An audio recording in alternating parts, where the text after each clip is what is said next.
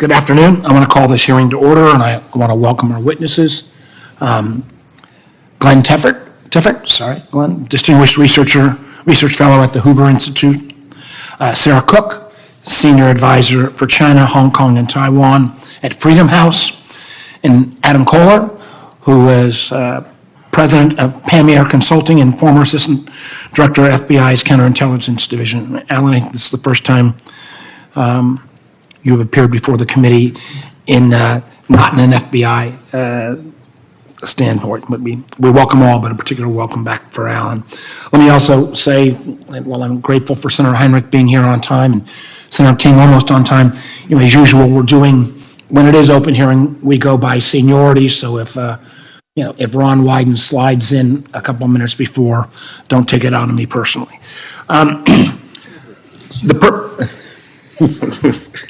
The purpose of today's hearing is to better understand the PRC's malign influence strategy targeting the United States. This builds on long-standing efforts by this committee to track and expose malign activity by our nation's foreign adversaries. We try in this committee to help educate the public, warn social media platforms and news media, and enhance, frankly, interagency cooperation. Because the truth is, we need that, not just whole of government, but whole of society, to be able to recognize, acknowledge, and counter the PRC.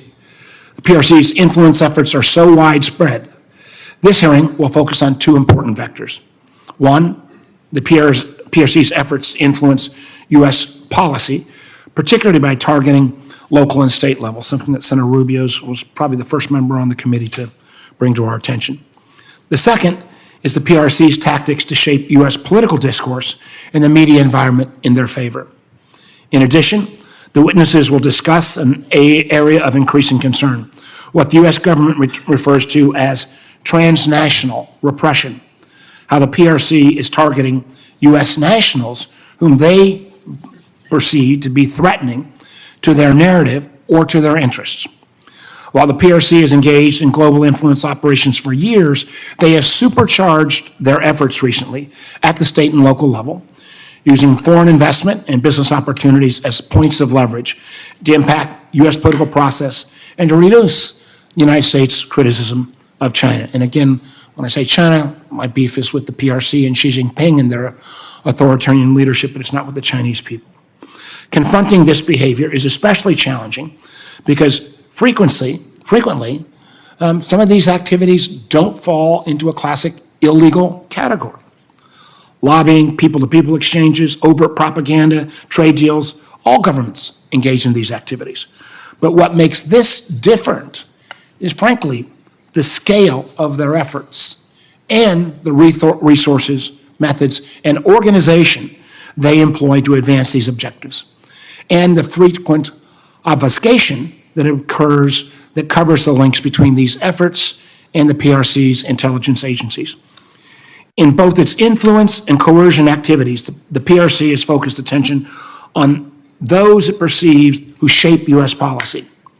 And that goes from business elites to mayors to journalists to even folks at think tanks. In addressing this challenge, the United States must not make, as I mentioned earlier, the mistake of linking Chinese Americans, Asian Americans, or the people of China with the Chinese Communist Party's efforts. Frequently, it is these individuals, particularly the Chinese diaspora, who are victims of the CCP's efforts, as we've seen most recently with specific targeting by the CCP of a Chinese American candidate for office in Congress. As vice chair and chairman of the committee, one area that has been particularly alarming to me has been the ability of foreign adversaries to harness U.S.-developed communications technologies. In addition, a recent report from Mandiant, the great cyber firm, has shown that the PRC is successfully adopting the Russian playbook, for instance, using Western gig economy platforms to hire Americans to draft newswire content, stage protest, and artificially amplify political content on social media. In the case of the PRC, we've seen not only extensive efforts to manipulate American social media platforms, but also to extend its reach through homegrown communications projects. We've seen public research, for instance, documenting how WeChat, owned by PRC-based Tencent, has facilitated surveillance and censorship of users in the United States and Canada, again, targeting the Chinese diaspora as their main goal. An area where the Vice Chairman and I have shared concern, maybe different ideas of a path on how to deal with it, but the growth of TikTok as a globally competitive social media platform heightens these concerns. With TikTok achieving a level of U.S. adoption, 150 million Americans, 90 minutes a day, and cultural prominence and profitability, this is an enormous challenge. And I think Senator Rubio and I were remarking in the comments leading up to see the amount of advertising and sponsorship. Frankly, there is not a morning political cheat sheet or tip sheet that has not been sponsored by TikTok and ByteDance over the last few months. That's all fair and legal, but it does question what kind of influence they're able to bring to bear.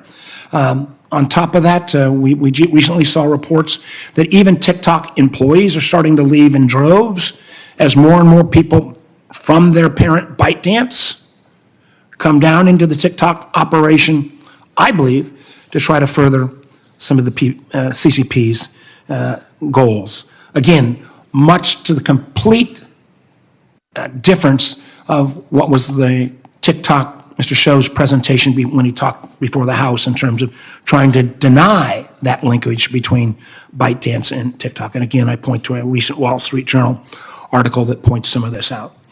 And this is, we think about all this, and that's even before we think about the enormous advent of how AI tools can literally take what we saw in past misinformation, disinformation tactics, and really amplify and expound it at virtually unlimited levels. So we've got to figure out what to do. I believe still that we need an overarching legal framework which would give any foreign-based technology a day in court and rights protected, but particularly from nation states like China, Iran, North Korea, Russia, Cuba, Venezuela. I think we still need a framework on how we deal with that technology, those technologies that come in, rather than the whack-a-mole approach that we've taken on companies like the Russian software company Kaspersky, and the fact that we're still using taxpayer money to rip and replace Huawei equipment because we couldn't send an organized enough signal ahead of time. How we get there, we still got some legislating to do. I know the Commerce Department, and I appreciate Chair Cantwell, some of her efforts there. I think this problem has not gone away. And we need to make sure that we continue to educate the American public and, frankly, all of our colleagues on this challenge. This has been something this committee's started working on in 2017. Together, we've hosted a series of what we call classified roadshows where we briefed industry sectors. That's important, but we also need to continue to do as much of this as possible in the open, in the public, to make sure that folks are aware of this challenge and threat. So again, I welcome you all, and with that, I'll turn it over to the Vice Chairman. Thank you for holding this open hearing. Thank you all for being here. Many countries, both friends and adversaries, try to influence and shape American public opinion and ultimately our political process, often through their embassies, which is what they're here for, and many other cases, by getting others to echo points because they want us to fund something or support something. But this, what we're facing now from China, goes far beyond anything the nation's ever confronted, because we've never had a competitor adversary with these resources at their disposal and with the complexity of reach. This is not simply a pure governmental, we're all set up to think about governmental efforts. This is not just governmental. This is a whole of society, whole of economy approach to how they try to influence our policies in the United States.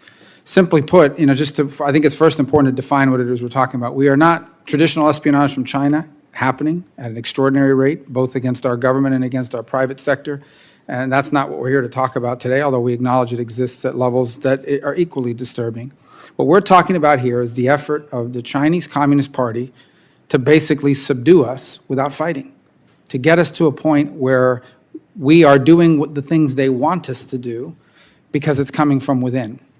And to do that, they've employed tactics and that we've never seen before from an adversary. Because the Russians do this, they're pretty good at it. They did it during the Cold War, but they look like children next to what these guys are able to employ and who they are able to deputize. Let's start with Wall Street, investment firms and corporations, all of whom have been deputized for decades into arguing the Chinese viewpoint of economic policy, of trade, because they're making a lot of money in China. Now, they may realize that one day they'll be put out of business once their Chinese competitor is given all their intellectual property, but for the next few years, there's a lot of money invested, and they understand that in order to have access to that market, they have to make the people that give that access happy. And so they come here to the Capitol for decades, march into the White House, and basically say, we argue what the Chinese Communist Party wanted them to argue on their behalf. It's happening to this very day. We've all heard in media, and what I mean by media is these newsletters, these print, but in many cases, whether it's they're compromising or they're trading access, somebody wants to have access to China and they don't want their visa yanked, and so they got to be careful how they report about China or what issues they focus on out of fear of that regard. In many cases, flat out buying media outlets or even injecting within normal media content paid material that can be tracked back to Communist Party efforts here in the United States. We talk about academia. They knew how to play that really well. First of all, their students that they send here pay full rate and more. In many cases, universities have partnerships. You're dealing with researchers in many cases who are used to this belief in open collaboration, even though with the Chinese it's usually a one-way street. And then organizations on campus that they help fund that oftentimes are the first ones out there leading efforts to shut down any efforts to talk about Hong Kong or Tibet or you name it. You think about local governments, because I think they've now figured out, okay, at the federal level, there's like a strong bipartisan consensus. It's not fertile ground anymore. What is fertile ground is city halls and state capitals, where the issue's not talked about every day. And that's just easy picking, in terms of, imagine, someone comes and says, we're going to make a major investment in your state, or likewise, we're going to yank a major investment in your state unless you do what we want you to do on these policy issues. They've learned how to use that against us. Think about the NBA for a second, okay? There was a time a few years ago where you could literally wear and show up with signs that said anything you wanted negative about America, and I mean anything, but you would be expelled from the arena if you had a shirt on that referenced Hong Kong. They would kick you out. They would literally, security guard would come and get you and tell you, you have to leave, especially if you're in camera shot, if it says something negative towards Hong Kong. That happened in the United States of America. Think about Hollywood.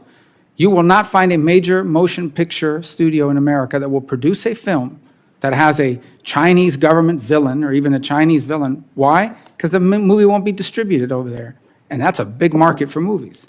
So the list goes on and on. We could be here talking about it all day. It's a big deal, and it's happening right underneath our nose. And there's not enough attention being paid to it. And as the chairman pointed to it, it's difficult because we do, at the end of the day, people have First Amendment rights in this country to speak and to advocate for positions, including those that are against our national interest. And, that's just the way it is.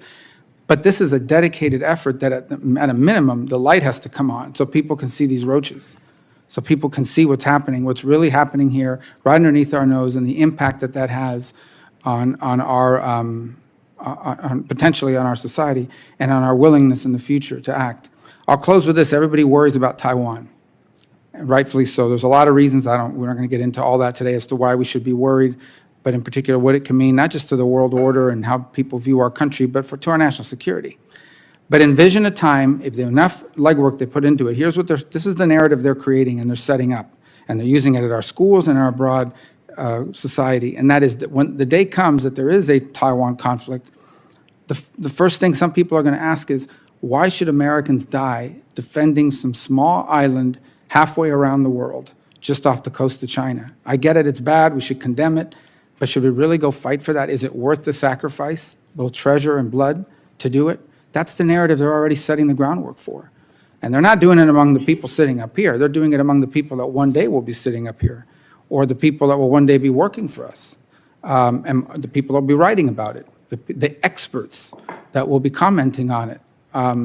So these are the kinds of things that I think that deserve a lot more attention. I'm glad we're having an open hearing on it. Thank you. Thank you, Senator Rubio. I'm not sure if you guys agreed on order. The floor is yours. Thank you very much, Chairman Warner, Vice Chairman Rubio, distinguished members of the committee. I'm honored to be here today to talk about China's malign foreign influence operations in the United States. At the Hoover Institution, I co-chair our project on China's global sharp power, which analyzes the myriad ways in which China asserts itself around the world, and we have three main lines of effort, malign foreign influence being one of them. China's malign influence operations in the United States spring from a conspiratorial tradition within the Chinese Communist Party that goes by the label of the United Front.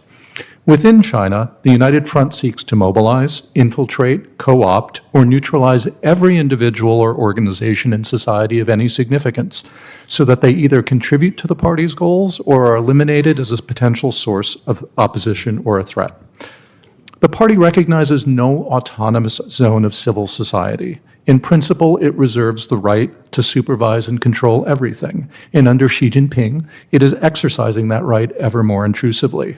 The conspiratorial logic of the United Front drives the party's behavior abroad as well, where it seeks to, as Senator Rubio pointed out, win without fighting, to make the foreign serve China. If a society cannot be free, then someone has to manage it. There's a colossal bureaucracy within the PRC party state that administers the United Front, most notably the United Front Work Department of the party's Central Committee, which employs many tens of thousands of workers at every level of administration in China, but it's more than that.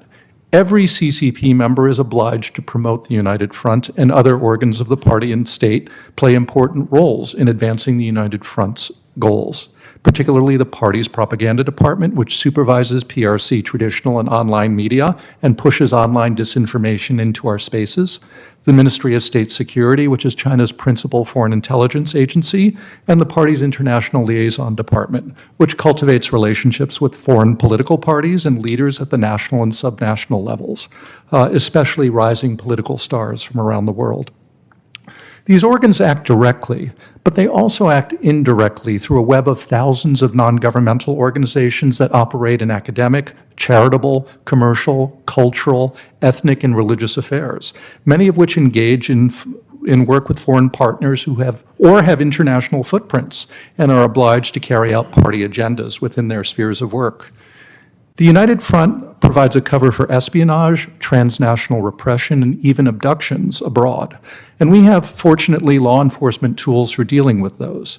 In my remaining time, I would like very much to focus on something else. By American standards, as has been pointed out, a lot of United Front activity is lawful and falls within spheres of protected speech and association. It aims to win hearts and minds, harness the idealism and the self-interest of foreign elites, American elites, to contribute to CCP goals, create local constituencies in our societies that echo CCP talking points of their own volition, and alter incentive structures so that the costs for us of de-risking are prohibitively high. As an example of how that plays out in real life, consider the current debate over renewing our STA, the agreement between the US and China on science and technology. This activity qualifies as malign if it obfuscates the origins, sources of funding, and agendas behind it, if it trades in disinformation or misdirection, or advocates violations of law, fundamental rights, or democratic principles. Lawful but malign influence operations are among the most vexing for democratic societies to combat without infringing on our constitutional rights and liberties. The United Front contributes to a host of party goals, such as rebutting foreign criticism of China and playing up flaws in American democracy, technology transfer, co-opting the Chinese diaspora, and neutralizing dissent within it. In the United States, when it comes to malign foreign influence, US states and localities are America's soft underbelly. Federalism focuses them on different priorities, local job creation and investment, for example, not geopolitical competition. The CCP is highly aware of that difference and capitalizes on it, bypassing Washington to work directly with localities where consciousness of risk and institutional capacity to manage it are far lower than at the federal level. We need to change that, not necessarily by reflexively decoupling, because realistically most of the world will not follow us down that road, and we'd only be isolating ourselves, but rather by developing the infrastructure and capacity to make better, more informed decisions about risk and manage our engagements with China more intelligently and safely. I have 4 recommendations with regard to that, which I discuss in greater detail in my written statement. Number one, increase funding for open source research and publication on malign foreign influence operations in the United States. We have a host of non-governmental organizations and research centers that have capacity in this area and would love to do more. Provide integrated federal support to subnational governments and businesses, single interagency touch points distributed around the U.S., perhaps through the DHS Fusion Centers or Commerce's commercial service, U.S. commercial service offices. And then we need to look beyond, number three, we need to look beyond espionage and law enforcement. We need to think of strategies for staying safe drawn from public health, as well as counterintelligence and prosecutions. In particular, we need to ensure that we protect the multi-ethnic Chinese diaspora that bears the brunt of CCP malign influence operations, to ensure that they have access to the same rights, liberties, and freedoms guaranteed to all Americans and can practice them safely. And then finally, we need to address systemic as well as acute risk. Headline-grabbing incidents are important, but they should not distract us from the slow-rolling climate change that the United Front activity tries to create. The most successful influence operations are those that run under the radar. Thank you very much for your time. Chairman Warner, Vice Chairman Rubio, and distinguished members of the committee, thank you for the opportunity to testify today. My remarks focus on the media dimensions of the Chinese Communist Party, or CCP's, influence operations targeting the United States. They draw on the U.S. chapter of Freedom House's Beijing's Global Media Influence Study, which covered 30 countries across 6 regions. The CCP and its proxies influence media and information abroad in complex and multifaceted ways. These extend beyond simple propaganda or overt public diplomacy. Rather, they involve elements that are covert, coercive, or corrupting. In particular, we identified 5 categories of tactics: propaganda, disinformation, censorship and intimidation, control over content distribution infrastructure, and attempts to export the CCP's model of information control. Our research found that the United States faces a very high degree of media influence efforts from Beijing, in fact, second after only Taiwan, reflecting the large arsenal of tactics being deployed. Thankfully, the United States also displayed a very high degree of local response and resilience, earning it an overall status of resilient. In my time today, I'd like to focus on 5 aspects of this phenomenon. 1, Beijing-backed content is appearing in mainstream U.S. media. This is the most significant avenue through which Chinese state-produced content reaches large American audiences, typically through content sharing agreements, partnerships with local mainstream media, or op-eds and television appearances by Chinese diplomats. For example, FARA filings show that from 2019 to 2021, state-run China Daily paid print and online publications at least $7 million to insert their content alongside other news items. The clarity of labeling attached to such content is inconsistent and in some cases entirely absent. 2, covert tactics and disinformation campaigns are being deployed on social media. China-linked actors have attempted to pay otherwise unaffiliated social media influencers in the United States to broadcast pro-Beijing content on topics ranging from conditions in Xinjiang to, quote, saying good things about U.S.-China relations, to claims that COVID-19 originated in the U.S. deer population.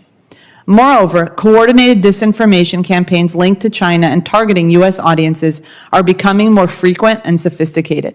PRC-linked actors are experimenting with new strategies across dozens of platforms, not only regarding rights violations in China, but also domestic politics in the United States.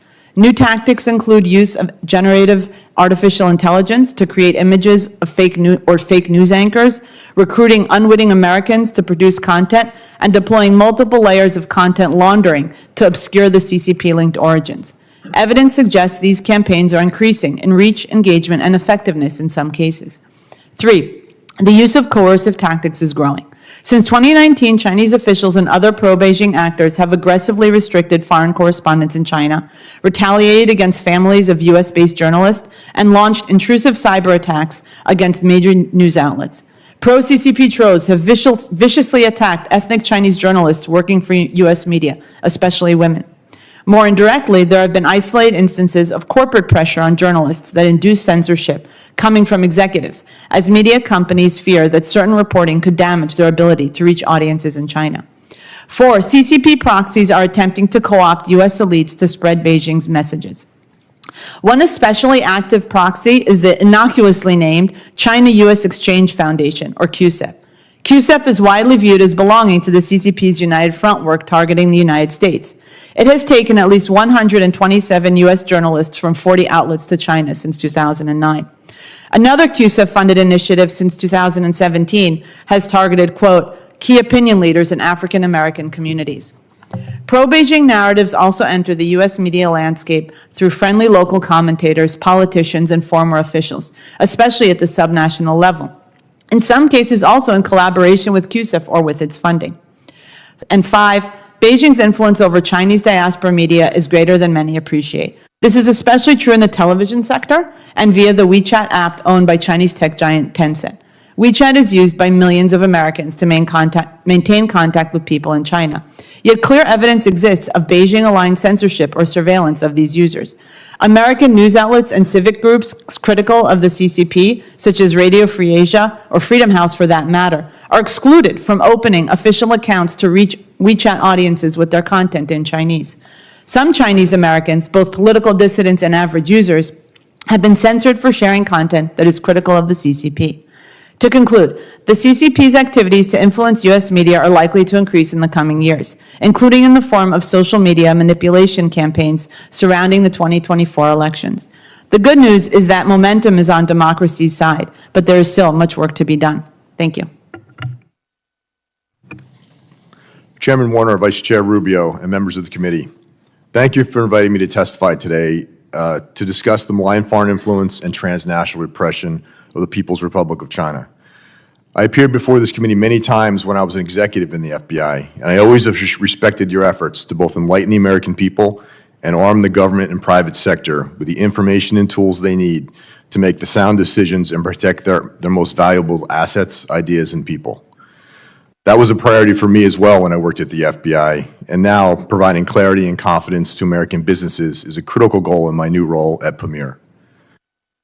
References to China throughout my remarks today refer to the Chinese government, which is controlled by the Chinese Communist Party. I do not believe, nor does the FBI, that the Chinese people are our adversary, and we certainly do not believe the Chinese Americans are at risk. To the contrary, they are at risk. Chinese Americans are often the targets of the Chinese government's harassment, and they deserve all the protections the U.S. Constitution affords them. The Chinese government, run by the Chinese Communist Party, is a threat to the American way of life. The Chinese Communist Party pursues every possible avenue to destroy our free and fair society, challenging international norms, stealing our innovation and jobs, and eschewing transparency, fairness, and reciprocity in its attempts to undermine the United States. China is engaged in a broad, diverse campaign to influence U.S. society and our leaders, to force alignment with Chinese economic and policy interests, and ensure the stability of its own political system. When those influence efforts are subversive, undeclared, coercive, or criminal, they fall into the category of malign foreign influence. And when the PRC government uses threats to achieve their influence goals, they are engaging in transnational repression, a term used to describe actions by foreign governments to silence, intimidate, harass, and even kidnap or murder dissidents who dare to criticize them. China's approach to influence in the United States is to target broadly and use multiple vectors to achieve their goals. Their efforts to influence are directed not only at the federal government. The Chinese government has found subnational level influence to be a successful tool in their effort to manipulate the environment to their advantage. Subnational leaders are often more focused on things such as job creation, capital investment, and cultural exchanges, and less attuned to the methods of Chinese political influence operations. Countering malign foreign influence and transnational repression are among the highest priorities of the FBI and the United States government. And the FBI leads the effort in 3 ways. First, through active and innovative investigations and robust intelligence collection, the FBI neutralizes threats and imposes consequences on those who would do us harm. China-related investigations now make up approximately 50% of all counterintelligence work, well over 2,000 active investigations, which is equal to the threat from all other countries combined. Second, partnerships are a hallmark of the FBI's work, and counterintelligence is no different. United States government agencies must collaborate and coordinate efforts to achieve a whole-of-government response to the whole-of-government attack from the government of China. Next week, the National Counterintelligence Task Force will celebrate its 4th anniversary, and the Foreign Influence Task Force its 6th anniversary. Those multi-agency teams use the capabilities, authorities, and resources of nearly 50 agencies to achieve strategic objectives. These collaborative efforts must continue to be supported and expanded if we are to be successful. And third, FBI has increased intelligence sharing and its engagement with the public and private sectors. The American public needs to know how they can be targeted and manipulated so they can recognize influence efforts and insist on transparency and reciprocity in their interactions with China. If a silver lining is to be found in the Chinese spy balloon episode from earlier this year, is that the American public could look up in the sky and see for themselves that the Chinese government is spying on them. And while a spy balloon is visible evidence, the threats from malign foreign influence, transnational repression, and economic espionage are often hidden. This hearing is one important way to enlighten the American people and make them more resilient to all the threats posed by China. Thank you again for having me. I look forward to your questions. Well, thank you all for your testimony, and I think brought out some very important points. Alan, I actually want to start with you, and Dr. Tifford made mention of this as well. I think Ms. Cook did, at least in passing. You come out of the FBI, you had monitored a lot of the efforts, like hate crimes and other things that took place in recent years against Asian Americans, and in particular Chinese Americans. Can you give us a little more flavor of that, of how the diaspora community, in many ways, not simply through discriminatory actions unfounded, but frankly by the MSS and the established Chinese spy networks, preys upon that diaspora? I'd love to hear from all of you on that. Sure. Thank you, Senator. Maybe I'll start with a quick story. After a recent arrest of a transnational repression actor, the FBI goes out and we do our normal interviews of coworkers and people in the community. And the response we got was essentially, "What took you so long?" And that was a heartbreaking thing to hear for an agency that prides itself on protecting the American people. And really what that meant was one of three things to us. Is one, either the community didn't know who to call. Two, they were afraid to call us because they were intimidated by the FBI.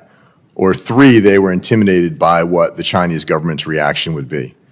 And all three of those have to be efforts that the FBI redoubles its efforts to engage and make better. And it's also an effort that the entire U.S. government needs to support what the Bureau is doing, but also find ways to reach out to these most affected communities to make them feel safe to identify and report these problems and realize that they're not going to feel retribution from the United States government or the Chinese government.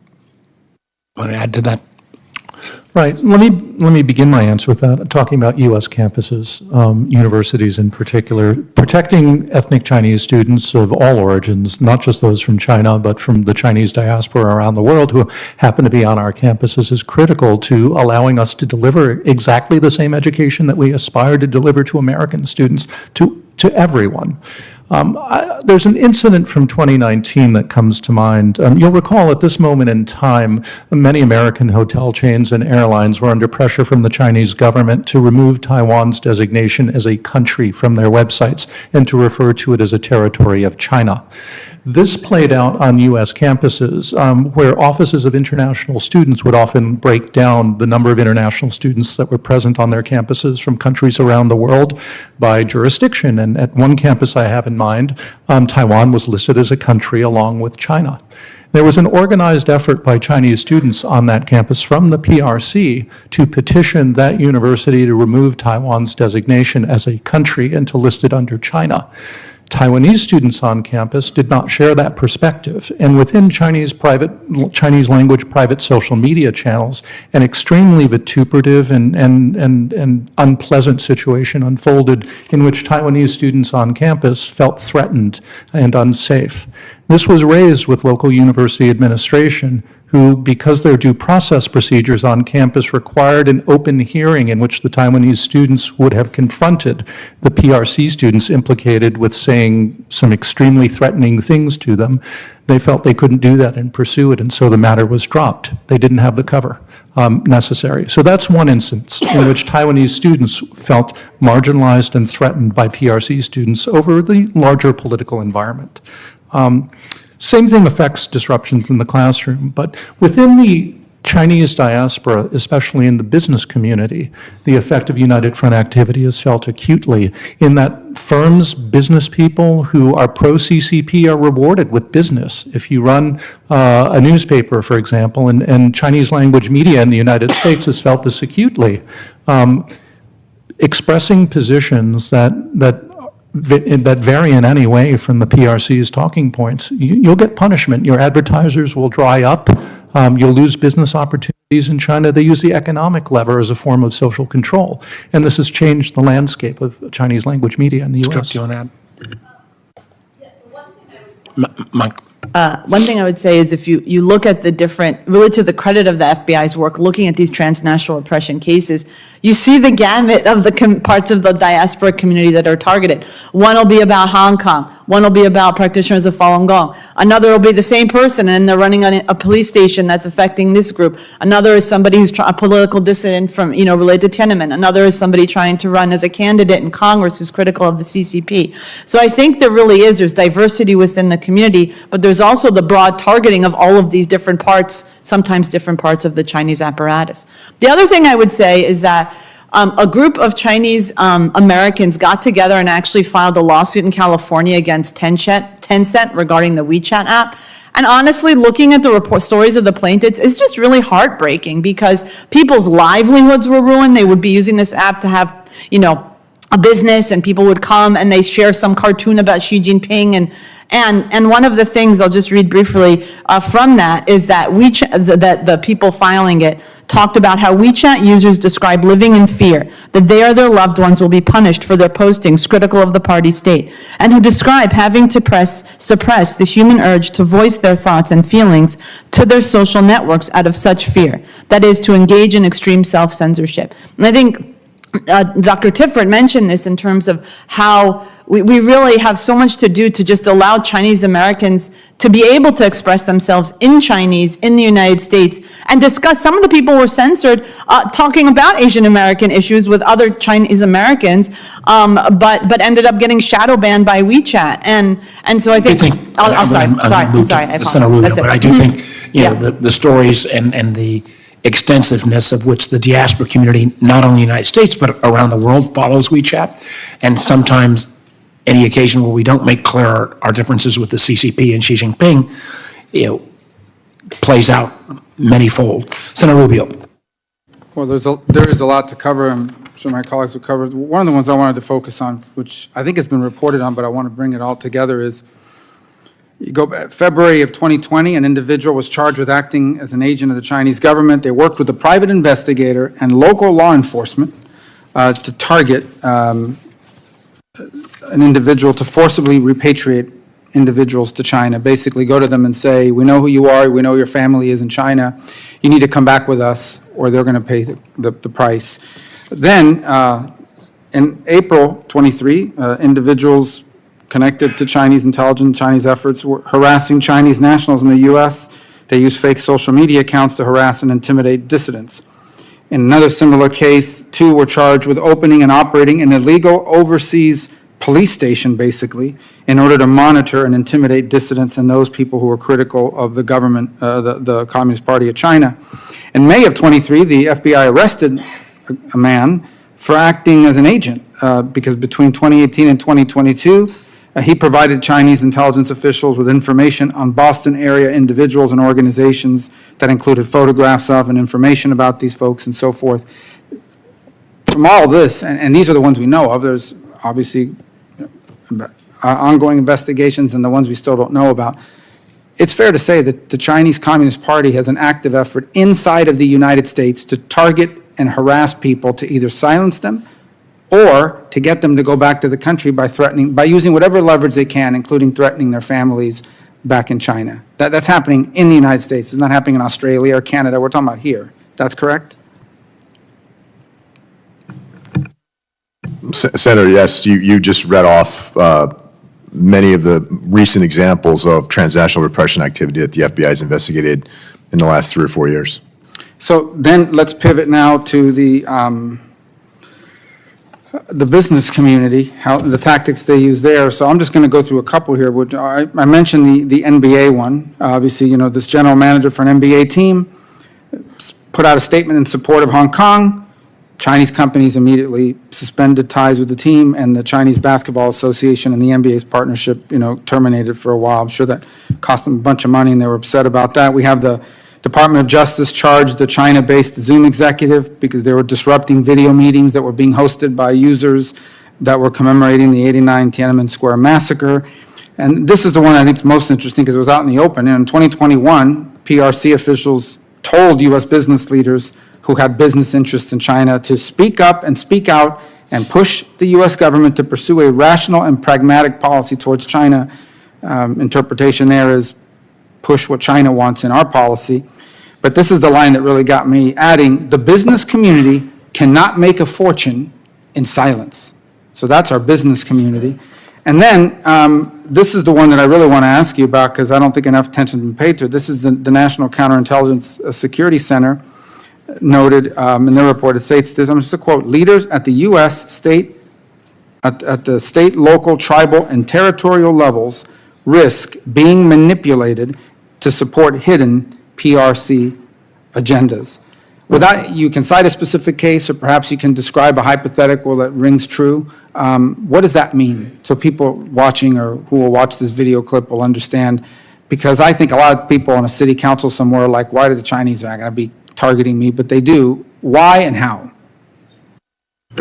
So we have examples at the state and local level, for example, of legislators being approached by individuals who ask them to include statements of support for PRC policy. In local and state legislation, we have multiple instances of sister city relationships in which the agreements between an American city and a Chinese sister city were written in such a way to endorse PRC policy on Taiwan in distinction from actual U.S. policy. There's an example, for example, from 2019, the city of Rockville, Maryland, had a pre-existing relationship with a sister city in China and was contemplating signing a similar arrangement with Taiwan. Diplomats from the PRC embassy here in Washington went to Rockville and said, you can't do that because you've agreed to certain principles in your original agreement with us. And they dangled investment opportunities in front of Rockville and tried to get them not to sign that sister city agreement with Taiwan. Unfortunately, the city stood firm and that agreement went forward. So we have multiple examples of them trying to sneak language into documents that are signed or authored by local governments and legislatures that support and endorse PRC policy.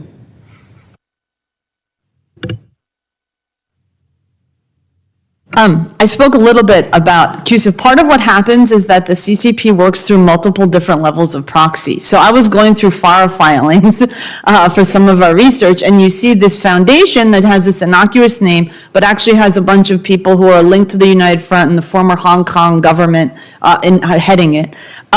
They work through a local PR firm, and those are the contracts that are filed. That local PR firm will reach out to individuals from various different communities to invite them on trips to China.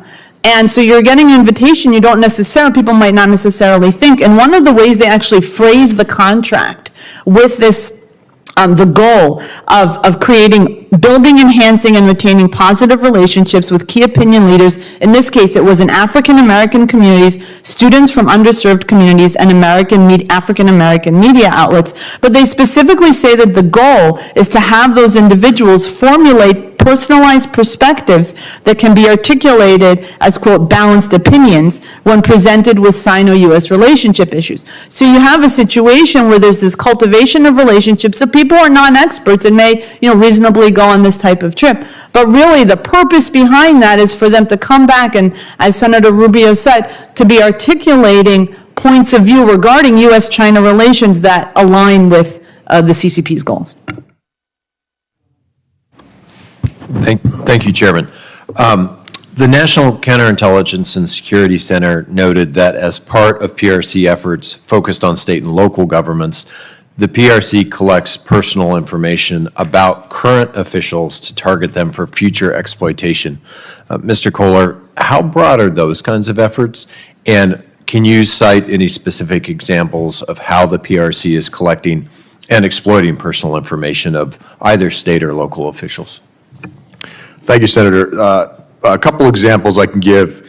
So the PRC has embraced technology in a way that other intelligence services in other countries have not. So other hearings, I'm sure you've heard about their massive intelligence collection capabilities, their cyber capabilities, and all the hacks that we've experienced over the last couple of years, where most likely, if you're an adult in the United States, the Chinese government has collected your information.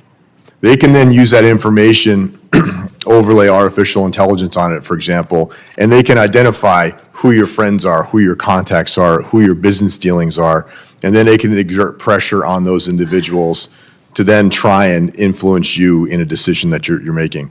It's not a perfect system that they've created. We see them making mistakes, sort of overemphasizing who they think may have influence on somebody, but their intent is clear. They are trying to influence the decision makers indirectly through people in their sphere, and they're identifying that sphere through the collection of information on all of us every day. Anyone want to add anything to that? Dr. Tiffert? Yeah. There are Chinese firms and proxies who are harvesting data from the data providers that collect all of our personal information data in the United States and offer it for sale for marketing purposes, advertising purposes. Chinese proxies are acquiring that information too because it is for sale in the United States and the safeguards are not in place. More than that, we have a really unequal, unlevel playing field in their engagements with the subnational level, simply because they have a vast apparatus whose job it is to collect information on every elected official at the state and local level that they plan to engage with. And we are completely outgunned when they meet with our local elected officials and our business leaders. They have fully briefed dossiers on all of them. And frankly, our side has very little. Ms. Cook? I would just add to that even on the open source side, they're looking at what different officials at the local level or who might be, what their positions might be. And there was one 2019 think tank study by a Chinese think tank that actually categorized U.S. governors as being either, quote, friendly or, quote, hardline or, quote, ambiguous. And you can take that for what it is in terms of the assessment, but clearly that, that's how they're approaching and navigating and processing some of this data and information. I know Microsoft recently reported that PRC influence campaigns on social media are increasingly leveraging generative AI technologies to create content for those operations, which allows them to create deceptive content much more quickly, much more effectively, and to spread that content. For any of you, talk about what you're seeing on this front from your perspective. Dr. Tiffert. So up until recently, PRC online influence campaigns were characterized by very, very high quantitative volume, but relatively little genuine engagement from real audiences. The generative AI is changing that. It's simply more appealing content visually, and it's generating higher numbers. And this is extremely alarming because in the last midterm elections, there was evidence that PRC online disinformation campaigns were beginning to create and misrepresent themselves as U.S. voters for the first time. And when you put those pieces together, I think it portends very poorly for the next election. That they're honing their techniques to create straw U.S. voters and generative AI content. It's something we need to watch very, very, very closely. Ms. Cook. I would second that, and I would add that sometimes what you're seeing is that there isn't necessarily a favoring of one side of the political spectrum or another. It's much more to sow discord, to sow distrust. And when you go through all of the different disinformation reports and the Google's YouTube takedowns, this isn't just one isolated incident. I think we see certain things getting headlines. This has been happening again and again over the last 2 or 3 years. This element of masquerading as U.S. voters across political spectrum is trying to get people to reshare content, particularly on divisive political and social issues in the United States. It's not just about Taiwan or Hong Kong or Xinjiang, though they do that too. And I would just point out, having looked at the ads that were paid for from in rubles in the election just a few years ago, that is what I see, the targeted ads in my state again and again. That was obviously not China, but it was the same thing. It was sow discord, sow discord, sow discord. And a strong, the more divided we are, obviously, the more relatively powerful they become. So I think there's a good lesson for all of us in that. Thank you, Mr. Chairman. Thank you, Mr. Chairman. This is a question for all three of you, and that is following up on the questions of my colleagues. Do you assess that the Chinese government has been successful in changing a policy outcome? If I could have each of you respond. We'll start with you, Doctor.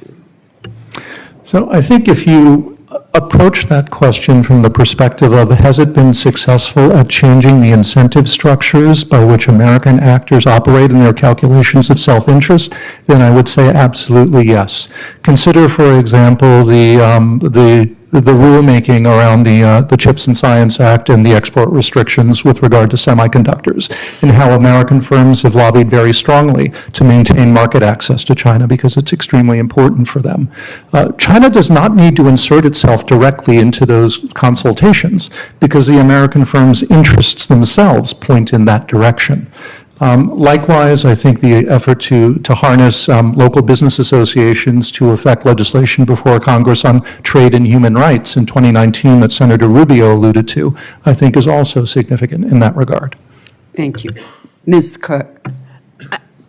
I don't know if a specific example or policy was altered, but sometimes it will affect whether something even gets voted on. There was an incident a few years ago at the California legislature where there was a representative who introduced a bill about human rights in China and religious freedom, I think specifically related to the persecution of Falun Gong. And a letter was sent from the embassy to all of the legislatures, essentially implying harmed economic relations if this were to go through, and it got killed in one of the committees and didn't come up for a vote. And the representative who sponsored it was posting videos on social media, livid that this had happened, that there had been that type of interference. But I think the question of whether they're having an impact, a real-world impact, it goes beyond that. In one case, in a June 2020 speech, National Security Advisor Robert O'Brien talked about how some of these conspiracy theories about how COVID, would originate in the U.S. actually meant that there was a soldier and her family in Maryland who needed security protection because people thought that she was the person who had brought COVID to China because that was some of the conspiracy. So I think you see other ways in which this creates dangers and real-world implications. Thank you. Mr. Kohler. Thank you, Senator. And I think my co-panelists are probably more experts on this topic than I am. But I will point out, though, I think in terms of if you see China's pivot away from focusing on the federal government into the subnational level, it may indicate that they feel like they haven't had as much impact at the federal level, but they do feel like the softer targets are at the state and local level. So that's where we see them moving now. Thank you. Dr. Tifford, I noticed that you serve on the Executive Committee of the University Research Security Professionals Association, and I congratulate you for that. 2 years ago, I encouraged the University of Southern Maine to terminate its Confucius Institute. And the FBI was helpful in providing a briefing on that, and the testimony of CIA Director Burns was also extremely helpful. However, we keep receiving briefs that Chinese influence within our universities has only increased through direct grants, sponsorships, fellowships, exchanges, all of which sound wonderful and sound like it builds great relationships, et cetera. Commenting in regard to our university's research programs, I want to ask you how much of a national security threat does China pose with its presence in our schools? So I think I can answer that in a couple of ways. Number one, it's about changing narratives. Increasingly, at the Hoover Institution, we have dialogues in China that are frank and open within closed doors, because there are individuals who are American experts on China who feel like it's no longer possible for them to preserve their access to China by speaking freely. And so they would prefer not to go on the record or on camera. And that's how they preserve their freedom within a safe space to speak. This would not have been true 10 or 15 years ago to the same degree. So China is affecting the discourse in America about China in ways that favor its policies. Secondly, with regard to science and technology, I would say there is real risk there, and we at the Hoover Institution have documented it in ways that show how universities and researchers linked to China's military for many years had free access to U.S. universities because no one was doing the basic due diligence to understand who they were partnering with. This is something that Senators Warner and Rubio have spent a lot of time also helping raise consciousness about. That problem still exists significantly, and unfortunately, we don't have a really good grasp on it because there's not been the data collection yet to understand the scale of it and exactly where it exists. It's an area that we at the Hoover Institution are putting a lot of effort into. Thank you. Senator Wyden wondered if he'd wandered into the Arctic caucus room, considering the temperature in this place. Will be served later. But I'm going to go to Senator Wyden next. Thank you, Mr. Chairman. And my apologies, pretty hectic as we try to work on these issues related to keeping the government open. And I want to follow up on your testimony. And if each of you can give me a short answer, that'd be great. Your testimony indicated that Chinese government uses purchased Americans' data to target Americans. So my question would start with you, Dr. Tiffert, and go down the row. Would data privacy laws, like those that many other countries have, help protect us from the PRC's influence efforts? Dr. Tiffert. I think the answer would be yes. Many of the problems that we experience with regard to malign Chinese influence are, in some ways, you can understand them as subsets of broader problems. And I think with regard to data privacy, that is clearly one. Senator Warner spoke about how we don't want to adopt whack-a-mole approaches. And I think up to this point, the whack-a-mole approach has been dominant. Having a strategic approach to data privacy, a strategic approach also to campaign finance is critical, I think, to really getting a grasp on the larger malign foreign influence problem. Ms. Cook. Sorry. Yeah, I would second what Dr. Tiffert said, and I think Freedom House would really appreciate, encourage some kind of comprehensive data protection legislation, and that would serve to also protect Americans' data, vis-a-vis, for example, what an app like TikTok or what Tencent is doing in terms of this type of privacy data collection. Very good. Mr. Kohler. Senator, I think anything that makes it harder for the Chinese Communist Party to get our data is a good thing. I will say, though, that they still have probably the best or one of the best cyber capabilities, so they're going to find a way to get to it one way or the other. But having a law is going to prevent our own people from selling it outside our borders. Very good.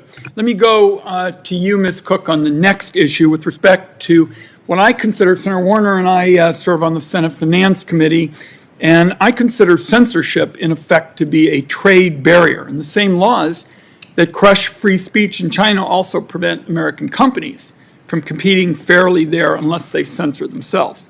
Ms. Cook, I think it'd be helpful if you could discuss how China's censorship policies not only curtail freedom of speech, but also act as this economic and trade barrier, preventing American companies from competing in this extraordinarily large Chinese market unless they comply with CCP rules. Absolutely. I mean, I think we think of the Great Firewall in China as blocking Chinese users from being able to access the uncensored internet. But honestly, one of the most productive uses the CCP has made has been to block out international social media platforms. And that was, 15 years ago. And create this whole ecosystem of domestic alternatives. And honestly, not only for U.S. tech companies or social media platforms, but for a wide range of other companies, it costs many, many millions of dollars. And just one example, in the media space, back in 2012, when the New York Times ran an article that was an investigative report about the finances of then Premier Wen Jiabao, their new Chinese language website was blocked. And overnight, their stock dropped by like 20%. And I think, you see, it took time because they basically lost all of the advertising they'd been planning. This had been a huge investment for the company. And of course, that creates both costs, but as Dr. Tiffer was saying, it creates leverage as well, right? It creates, affects the incentives of how executives in particular at certain companies may think about. Let me see if I can get a couple more in really quickly. Last year, in response to direction from the Congress, the ODNI put out a report on protecting the privacy, civil liberties, and civil rights of Americans of Chinese descent in the context of IC activities. As the IC addresses the real threat from the PRC, our intelligence had recommended greater efforts to identify and actively seek to protect bias against Chinese Americans. Is it the view of all of you that the ODNI is right, that it's critical if we're going to protect the rights of Americans? Anybody disagree? I agree, Senator. Okay, let's record that everyone agrees with the ODNI on that. Last point is going to be for you, Mr. Kohler, with respect to cyber attacks. Your testimony mentions the PRC's use of cyber attacks and spyware against U.S.-based political opponents and journalists and human rights and advocates and others. Can you elaborate for a moment on these operations and what recommendations you would have for additional measures that our government should be taking to protect these at-risk individuals from getting hacked by the Chinese government? Thank you, Senator. While my expertise is more in counterintelligence versus cyber, I can tell you that the FBI is very focused on countering what China and Russia and others are doing in the cyber front. The best advice is executing proper cyber hygiene on your devices, not clicking links. It's that simple. But the effort that a nation state can put into targeting individuals to get their information is daunting, and it's almost impossible for a civilian to counter that if they wanted to. Which makes it all more important that the U.S. government does all they can do to stop these threats where they start. So to do everything they can to neutralize what China, for example, is using, and the infrastructure that they use, and the U.S. compromised computers that they use inside the United States. So that, from an FBI perspective, that's the best tool. Okay, thank you, Mr. Chairman. Senator Cotton. Thank you all for coming on this important topic. You know, we have a hearing like this in public on this committee in part to inform the public of the scale of the threat. And sometimes when we do that, people are kind of shocked to learn about it for the first time. But there's nothing new here, right? This subterfuge, deception, influence, espionage has been a part of Chinese statecraft going back at least to Sun Tzu. Is that correct? Dr. Tiffert? The United Front has been present for, it's been, actually Lenin is the one who gave the first name to it. And it was a strategy by which the Bolsheviks were this tiny minority party that suddenly were in a position to rule the entire Soviet Union. It worked. The Chinese said, wow, okay, let's copy that. Let's improve upon it. What has changed, I think, is the scale, the intensity, and also the levers that China has more recently, simply because it's a more powerful country that has many more resources that it can devote to this. And so, so the United States is what might have worked 15 years ago to resist Chinese influence is no longer working. And I'm glad you mentioned Russia, because whether in its Soviet form or Tsarist form or now in its Putinist form, they've used the same tools always, whether it's trying to influence how the West perceives Vladimir Putin's unprovoked war in Ukraine, or the nuclear freeze movement in 1982 or 1983, or the origins of the world wars, or so on and so forth. The difference with China, especially relative to Russia, is those levers you talk about, right? It has an almost unlimited number of levers because of its deep entanglement in American society and economy, whereas Soviet Russia was more or less sealed off from the West. So you're all nodding your head, that's correct. Let me just give you like one example of how this could happen. Let's say you have a boarding school, and 30 or 40 years ago, the boarding school was populated mostly by students, say, 7th through 12th grade from within a 300 to 500-mile drive. And now today, it's predominantly populated by Chinese nationals, students who are here on visas. That boarding school and its local government and its local chamber of commerce and its local economic development commission has, in some ways, become a de facto tool of Chinese influence, has it not? Dr. Tiffert? I think we need to deal with this extremely carefully. We need to be attentive to where the risk is and develop the capacity to detect it. But at the same time, particularly under Xi Jinping, there's a very large segment of Chinese society that is unhappy with the direction their country is moving in, that really sees this is an opportunity for the United States to reach out to them, not only because it's the right thing to do, but if you're thinking in geopolitical competitive terms, these are individuals who have a tremendous amount to contribute to American society, and we need to remain open to that. I agree with that, and I'm very sympathetic to the fact that the Chinese people are the first and the worst victims of Chinese communism. I also have my doubts that many people who are allowed to leave China are not somehow either an arm of the PLA or the CCP, or for that matter, still under the influence of them because their family members stay there.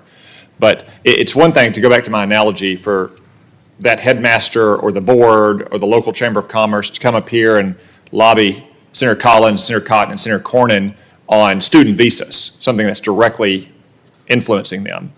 But we also get people in those settings who come up here and lobby on things that have nothing to do with their immediate interests, like asking us to quiet down about the genocide of Uyghurs or the oppression of Hong Kong.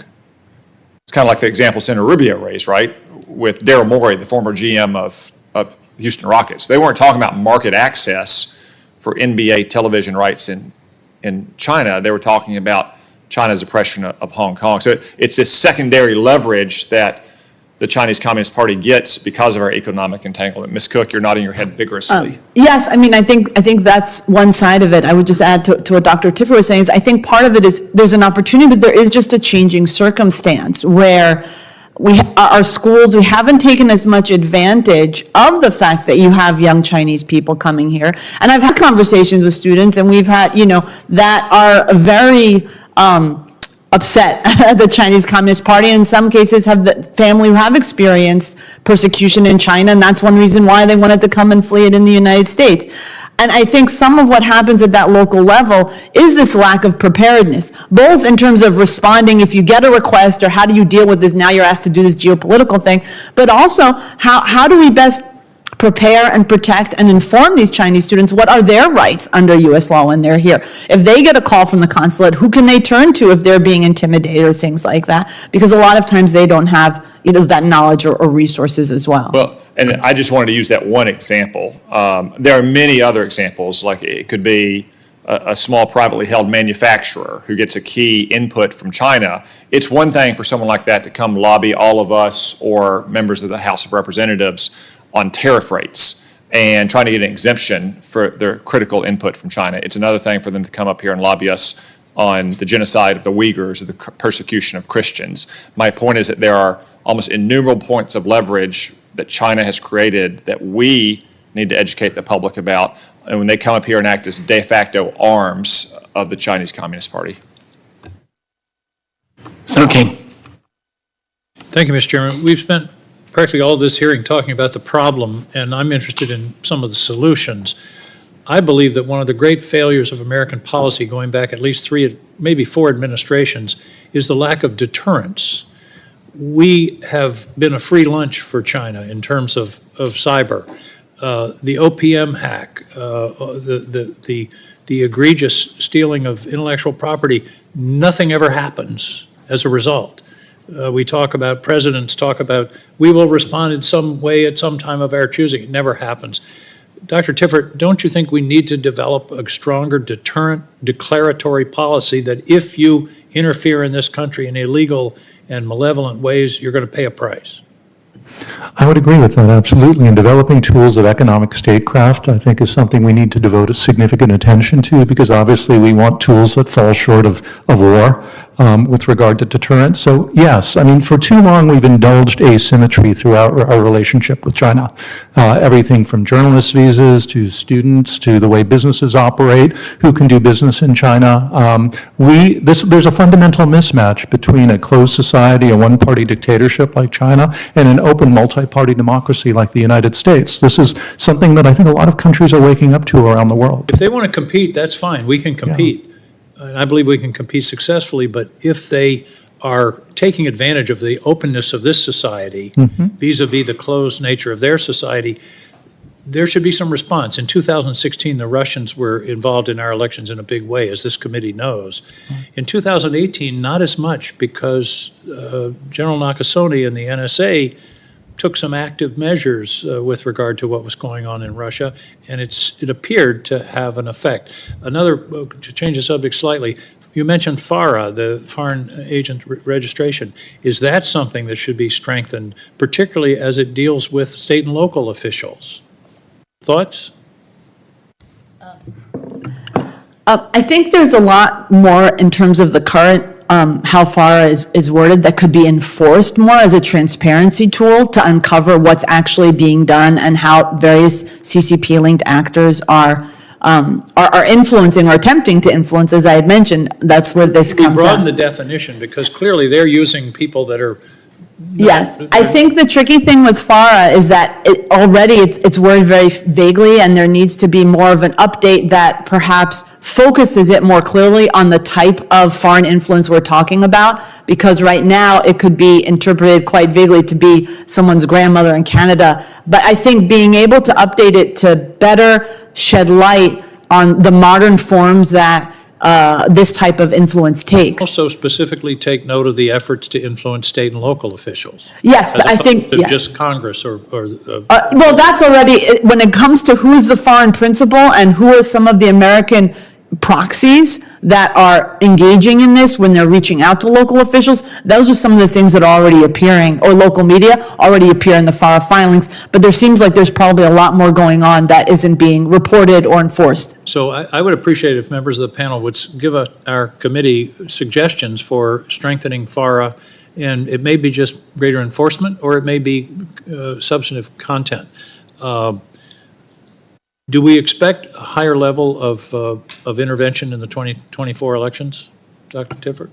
Yes. I would say absolutely yes. And their data, they are massive collectors of data, and using that data, they could target individual Americans with messages designed to appeal to that, if it's a fisherman or a gun owner or a racing enthusiast, they can use that data to target. Is that not correct? That's absolutely correct, and I think we've seen evidence of that for quite some time, particularly people who have a profile because they're active in issues that touch on China.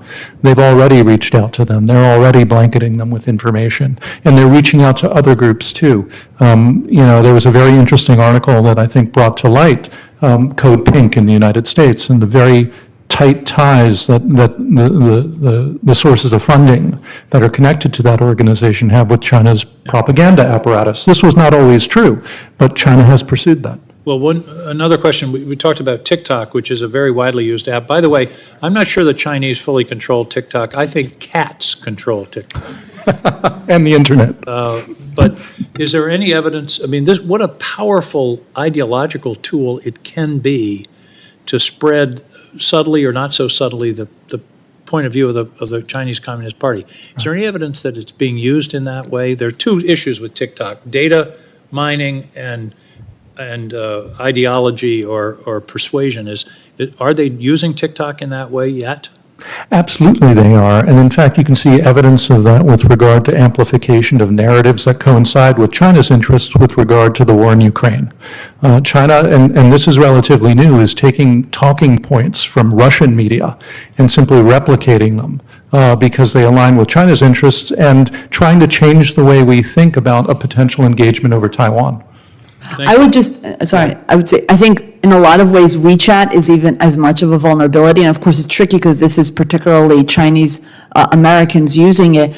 but many of WeChat users are concentrated in certain districts or certain congressional districts where there may be a large proportion of the voters.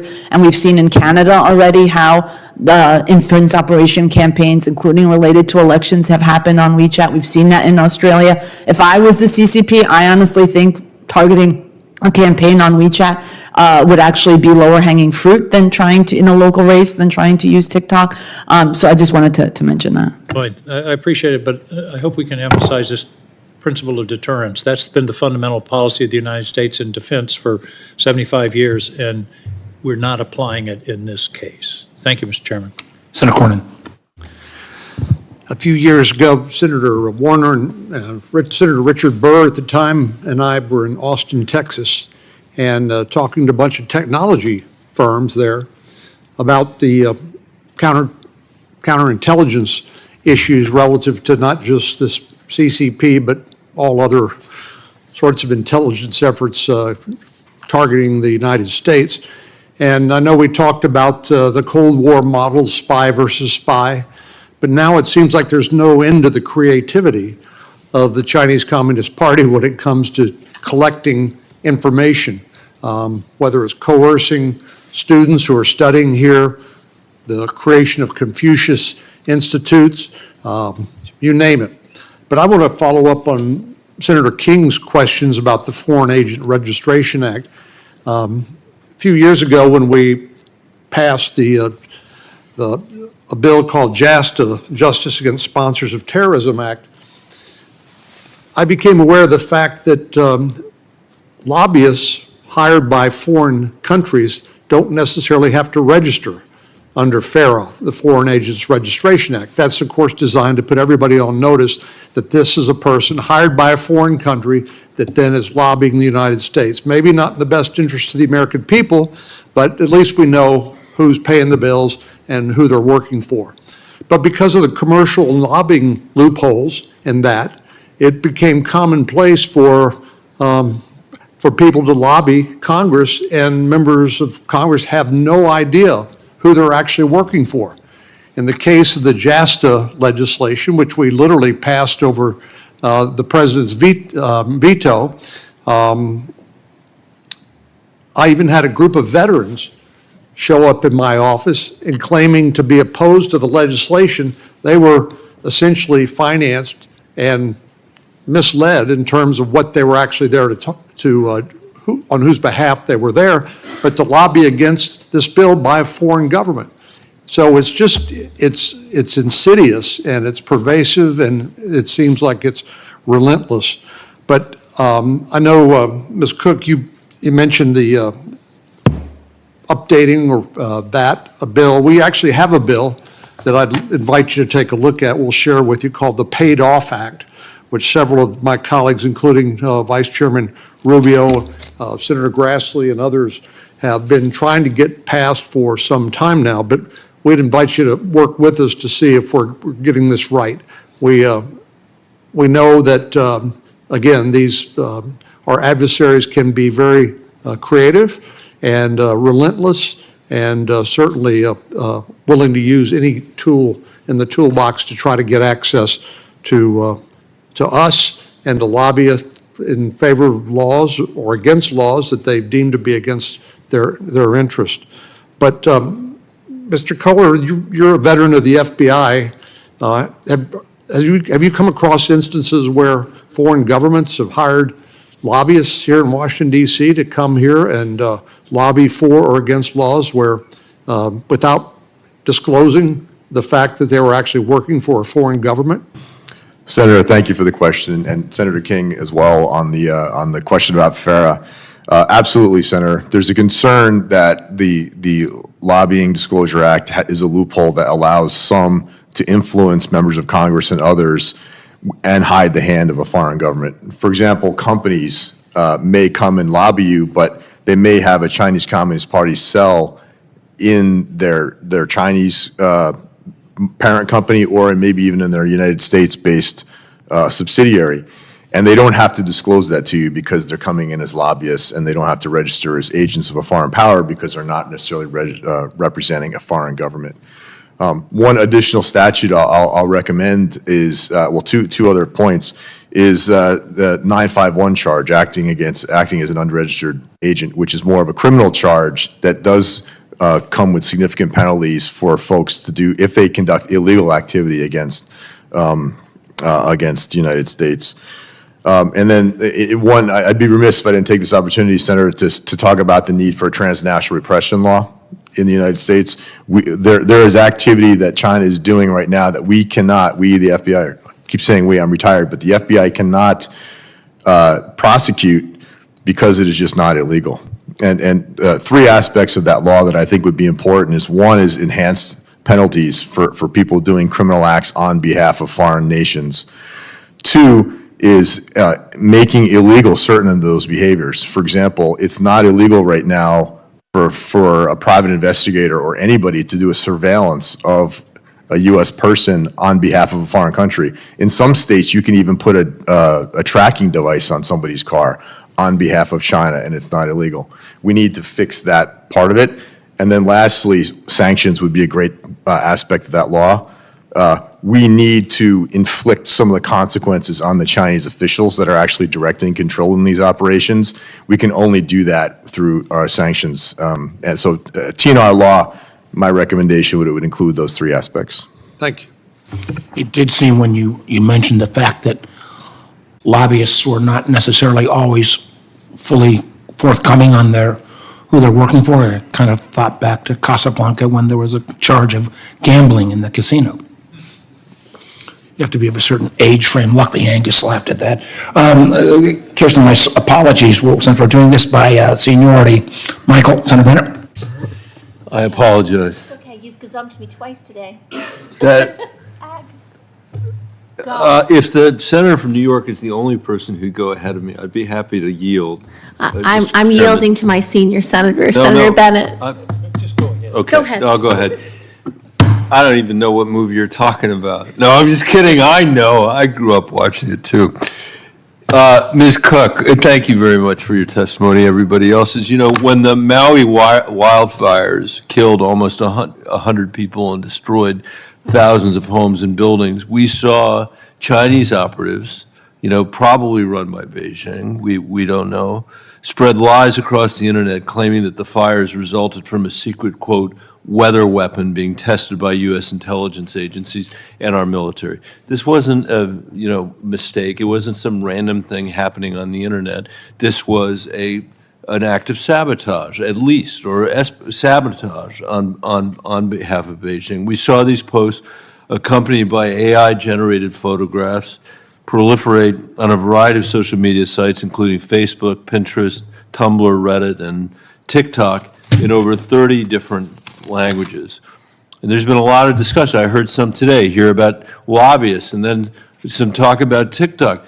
I mean, it has been absolutely fascinating to me to watch a company that's wholly owned by Beijing, that's subject to the data privacy laws of Beijing, advertise on our national television about how they're the greatest friend that small businesses ever had, and Congress better not shut us down. We're the greatest friend that any veteran in America had. We better not have Congress shut us down. This is not about lobbyists, pretending to be somebody else. This is literally on these poor people that are the staff here who don't get to go home to Colorado. All of you are welcome.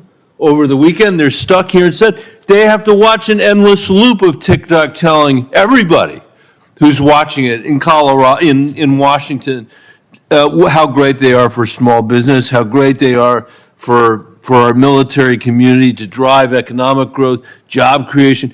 America, this is a wholly owned subsidiary of a Beijing company.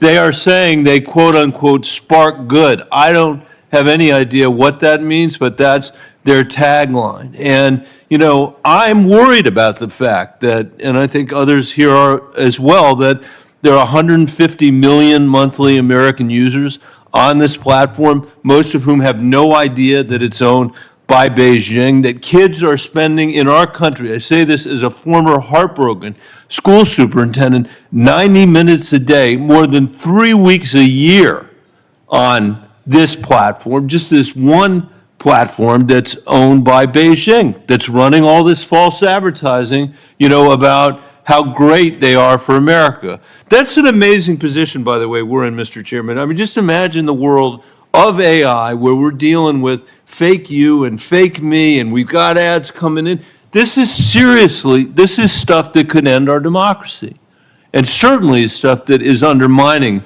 our democracy. And it's particularly, I think, irritating to me, since I know that Beijing calls this stuff in their own country digital heroin, digital opium, I think they refer to it. And you can't, I don't care how enterprising you are as a kid in China, if you want to watch cat dance videos, that's not what you're going to watch. You're going to watch physics experiments, and you're going to watch math stuff. And there's a reason why the Chinese kids are saying they want to be teachers and astronauts, and our kids are saying that they want to be social influencers. And I'm not saying that's all TikTok or all social media, or that that's the most important problem America faces, but it is a problem that America faces. And I know that you've mentioned, a different Chinese social media app in your testimony, WeChat, which is owned by a Chinese company, by Tencent, and also subject to national security laws in China. You said that clear evidence exists of censorship and monitoring U.S.-backed users of the app. So how do we deal with this level of foreign influence in our media? How do we deal with a foreign country that doesn't allow us to obviously use their social media platforms? How do we allow them to undermine our institutions, understanding, of course, that we, unlike their government, are committed to civil rights and to the First Amendment and our values? Well, I mean, I think that having a hearing like this, just for more of the TikTok users out there who might be watching, to realize that it's owned by ByteDance, which is a China-based company, and that there are, at least on the Chinese side especially, ties there, elements of the CCP that are forced to be in Chinese companies. But I think a lot of it comes down also to a wide range of safeguards, because honestly, this isn't going to be the last app. This isn't the only app globally that's owned by a China-based company. ByteDance owns a news aggregator that Indonesia was found to be manipulating content. There's another competitor that owns a very similar app to TikTok that's in Brazil and is very popular. So I think creating this kind of a more, again, strategic and systematic ecosystem where you have levels of different auditing and transparency requirements, reporting requirements, privacy and data protection, because ultimately, honestly, and to TikTok's credit, when they've been caught, they've been fairly responsive. So after Meta came out with, there were these networks of disinformation, and they were also operating on TikTok, you did see then TikTok say, well, we took down these accounts. Are they proactively doing it? No. They're also stuck between a rock and a hard place. Anything we can do that makes them have to report these things, that creates third-party audits and assessments to help identify and nip these things in the bud and incentivize against bad behavior, what would be helpful, short of a blanket ban, which could raise constitutional questions. I know I'm out of time, Mr. Chairman. I'll just say, again, the point on other countries is a really important one. And second, a reminder again, why I think what we need is a separate agency to actually do this stuff. These things are going to change. Every single day they're changing. Congress is never going to figure this out. We've got to figure out how to create a body of experts that can actually deal with this stuff. Thank you, Mr. Chairman. I thank the senator from New York for her indulgence. And Senator from Idaho is going to add, I just would add that I think on the TikTok case, there's about a dozen plus governments now that have banned its governmental use. BBC has warned any of its reporters to get off because of their ability to have their data manipulated. And for those who are watching, that was the real Michael Bennett, not a deep fake. Senator Risch. Are you sure of that? Exactly. Senator who? Well, thank you, Mr. Chairman. Look, I want to get you guys' take on this, and I don't have certainly answers for these things, but I think there's some facts out there that we should talk about. The one thing, I've got two items I want to talk about. One is the incredible influence that China has on our colleges and universities.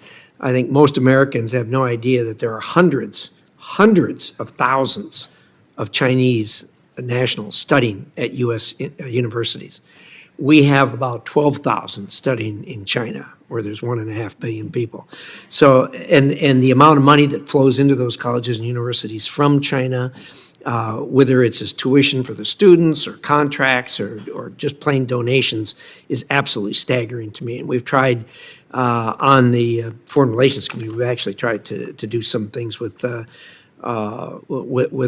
legislation shining a brighter light on this. I mean, most Americans have no idea the hundreds of millions of dollars of Chinese money that's flowing into our colleges and universities. We don't allow foreign nationals to contribute to any of our campaigns for one reason, and that is we don't want foreign nationals or foreign governments to be having influence on policymakers, on people who run the government. Why, oh, why would we allow this kind of flow of money into our colleges and universities to influence the policies of those colleges and universities, which are so important to our society? The second question I've got is, Idaho is home to the Idaho National Lab. Most people have never heard of it. It is the flagship laboratory for nuclear energy in the world. The first use of nuclear energy was done right there at the lab. We've still got the first few light bulbs that were lit with nuclear energy in 1951. It is also becoming a flagship for cybersecurity issues. So as a result of that, I'm over there relatively frequently, and I've always been struck by the number of international people that visit there. More than 8,500 Chinese nationals have visited our national laboratories this year, with, from what I can tell, zero reciprocity. These are people that came to collaborate on fundamental science initiatives. And the door does not swing both ways, it only swings one way. So again, this is something that a light needs to be shined on, that there is all of this influence, and it's just not being reciprocated. And I'd like to get your thoughts on, that's the problem. I need smart people like you to tell us how we can do something about this. Well, fortunately, this is a problem that this institution actually has the levers to help solve. So you're saying it is our problem, not your problem? So if you look at the statistics and the trends in the number of Chinese students who've arrived in the United States, they were growing gradually, and then the global financial crisis of 2008 was really where it was an inflection point. And this was a moment in which American states were disinvesting from their higher education systems because they were under enormous fiscal pressure.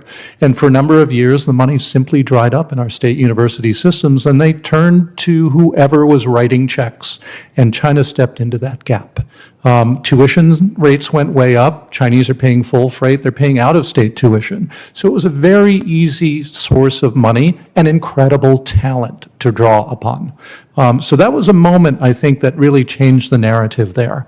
Likewise, federal support for basic fundamental research in America has not kept pace with inflation. So again, China is writing the checks, and universities are turning to those sources as well to stay competitive. We have an opportunity to raise the resources to say, look inward, look domestically, work on training kids who are coming out of our high schools instead of turning to ready-made supplies from abroad in order to solve those problems. And I think this gets to something I was thinking about when Senator Bennett spoke, and that is, with regard to the things we're talking about today, so much of the solution lies in making America better, not simply being proscriptive, prescribing activities of the PRC and the CCP, but restoring faith in our institutions, making them stronger. And I think every member of this committee shares my belief in the promise of America. If we can avoid undercutting America before our own people, they will be less receptive to the propaganda that comes from the CCP. Yeah, and I think that's a really good analysis. It may be a little over-optimistic, but I think it is certainly something we should strive for. The Chinese that come here look, and a lot of them would like to stay here, but we all know they can't stay here for obvious reasons. They leave family behind that would be badly affected. So, but our culture certainly rubs off on them to some degree. My time's up. Thank you. Senator, just one thing to add. I have heard of Idaho National Lab. My previous job in the FBI was the assistant director for counterintelligence, and little known fact is of all the agencies that the FBI has detailed people out to, Department of Energy has the most, and it's just to protect the national labs. So we have agents working side by side with DOE counterintelligence professionals just to protect the people and innovation at those labs and to screen the visitors as they come in. And we're very aware that, well, maybe the first SMR in America, maybe happening at the Idaho National Lab. Senator Ossoff, and with apologies to Senator Gillibrand, who I think finally gave up the ghost. Thank you, Mr. Chairman. Thank you to the panel. I'd like to hear a little bit more from each of you on threats to defense research across the country. Of course, in Georgia with Georgia Tech, UGA, Georgia State Augusta University, many institutions of higher education conducting defense-related research, sensitive research. Please characterize the nature of the information security threat posed by PRC-affiliated actors to defense research. Beginning with you, Dr. Tiffert, please. Thank you. I think we're at a moment in time where the old categories that we inherited from the Cold War, dual-use technologies, the way of talking about them, small yards, high fences, no longer capture the nature of the way fundamental research connects with research that could be applied towards military applications. I think, look, the war in the Ukraine has showed us that commercializable drone technology, off the shelf, suddenly can be turned into a kamikaze weapon in a way that I don't think anyone might have appreciated beforehand. So those old concepts are starting to break down, and we're not really coming up with anything new to replace them with. There are areas of fundamental research, for example, in generative AI and machine learning, in quantum technology, in chemical engineering that could be deployed to energetics, in AI models that are being used for drug discovery to improve public health, but that can be weaponized to produce better chemical weapons that are not covered by our traditional categories. And they're occurring within the domain of fundamental research right now that is being published and is being harvested by countries of concern like North Korea, by Iran, by Russia, and China. And so I'm engaged in regular consultations with those in the research enterprise and those in the funding agencies to kind of devise a new strategy with regard to managing this fundamental research. But the challenge here is that many of those in our research enterprise profit by the old system. In some ways, they rose through the ranks in it, and it's required very little of them within the domain of fundamental research to do due diligence, to understand who their partners are, to think through the social consequences of the applications of their technology, the military applications. I've documented fundamental research in, for example, AI models in acoustics that are directly being applied by military universities in the PRC. And under existing U.S. rules, this is okay. That needs to change. Ms. Cook.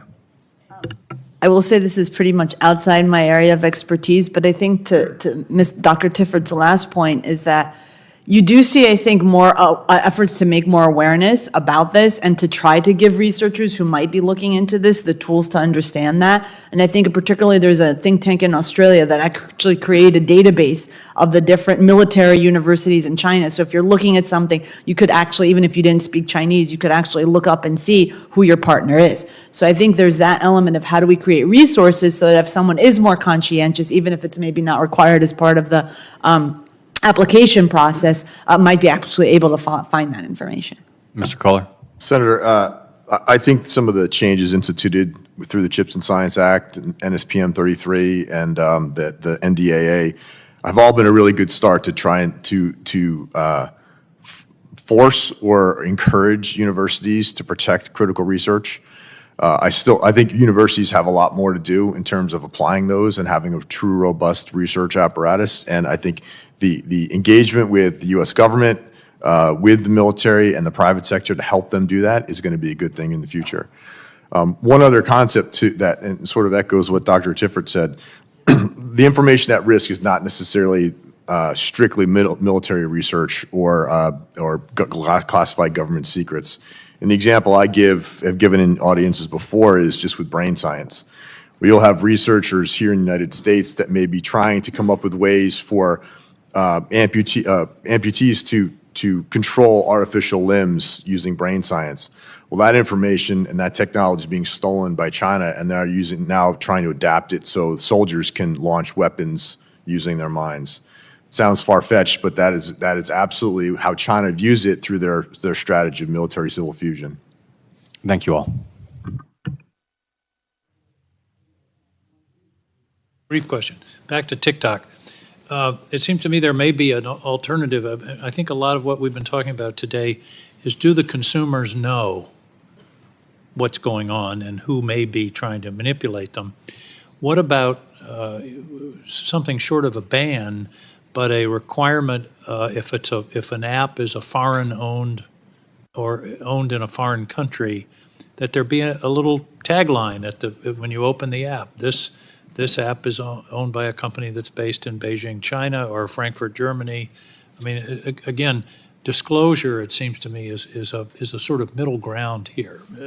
Doctor, what do you think? Anything that increases transparency is good. That's exactly what I'm suggesting. On the other hand, there's been good research, particularly on the requirements, for example, that YouTube videos list that they're funded by a state-owned media, for example, that indicates that even knowing that when viewers look at it, it doesn't materially affect the impact it has on them. The psychology still plays out in similar ways. So while I would support that, I would also say that we need to, I think, be humble about what we expect from it. Sure. Thank you. Thank you very much. And Senator, just one last comment. This may be outside of the FBI's lane, but I think that the answer to this starts in our classrooms with our children. Of course. We need to teach the next generation to be critical consumers of the information they take in and understand that information, regardless of the source, may be sent to them to influence them. I just don't think, even as adults, those of us who didn't grow up with devices in our hands as children, we still sometimes need to have that reminder. We need to be better consumers of information, and digital literacy should be part of every school starting in the first grade. Thank you. Thank you, And Mr. Senator King, I would just add, I think it goes beyond even, say, a labeling on the app. But for example, if you're talking about labeling, print media of the inserts, print media tend to be better. Broadcast media, it's much harder for a news consumer to know that this is a China Radio International or CCTV footage that they're watching or things like that. Yeah, And I usually think at the the bottom of- FCC has been trying to, I think, implement rules. At the bottom of the ad, it doesn't help if it says Citizens for Greener Grass or something. I would simply add, and I'm going to turn it over to Senator Rubio, and Senator Lankford is going to join us. I also think what's relevant is, when TikTok/ByteDance started to spend enormous amounts of money lobbying against either one of our efforts, and we had different approaches, saying we're trying to cut out the creativity, and I think most of us simply thought that creativity is great, but it ought to be maybe on a Brazilian platform or a French platform, or didn't even have to necessarily be an American. But the debate that's progressed since that time, that we're well over a dozen nations who come to the same conclusion that this is a security risk, beyond the fact of the data collection, but of the ability to use and diffuse disinformation and misinformation in an extraordinarily provocative way. And I think this most recent story in the last couple of days, where literally a number of the TikTok employees who had been relying on the assurances that, and had been told as TikTok employees, don't ever emphasize their ties to ByteDance. The number of those employees that are now leaving because they're seeing this, again, undue influence being imposed by ByteDance, I believe at least implicitly or indirectly or directly by the CCP, ought to have us all take a second look. So with that, I'm going to turn it back over. My thanks, my apologies to the panel. I've got to head off. I think Senator Lankford's going to join us, but very much appreciate. And I only concern is that since we've lost 2/3 of our audience, we may have to figure out a way to pump this up in terms of making sure we keep making the public presentation.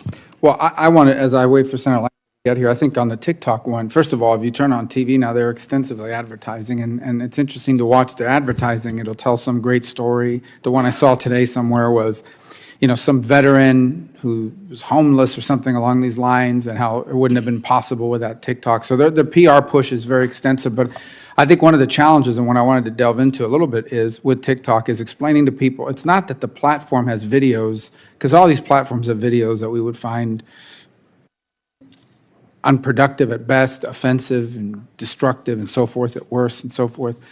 It is the data and how it flows. So basically, like any other platform, in order for it to work, it has to have an algorithm, a recommender engine, that recommendation engine that basically drives what you see, right? So they need to know about you. What do you like? What are you likelier to watch? In essence, the ultimate goal is to predict what you would want to buy if you knew about it. And even though you don't know you need it, you will determine that you need it once you see it. That's the design of it. And to do that, it has to collect massive amounts of data. Under Chinese law, that algorithm that drives that engine, it is illegal to transfer that outside of China. And without that, there is no TikTok. It's just a platform without that. So what people don't understand is it doesn't matter who owns TikTok. What matters is that algorithm is incredibly powerful and continues to work. That's what matters. And so you can store the data that drives the algorithm anywhere in the world you want. ByteDance in China has to have access to that data. And it's a massive amount of data. I'll tell you that on a couple of my devices, I have a security feature on it, and it is constant. I mean, I'm just going on regular news sites and things of this nature. It is constantly popping up malicious block, TikTok blocks. If you open up, what is the malicious block?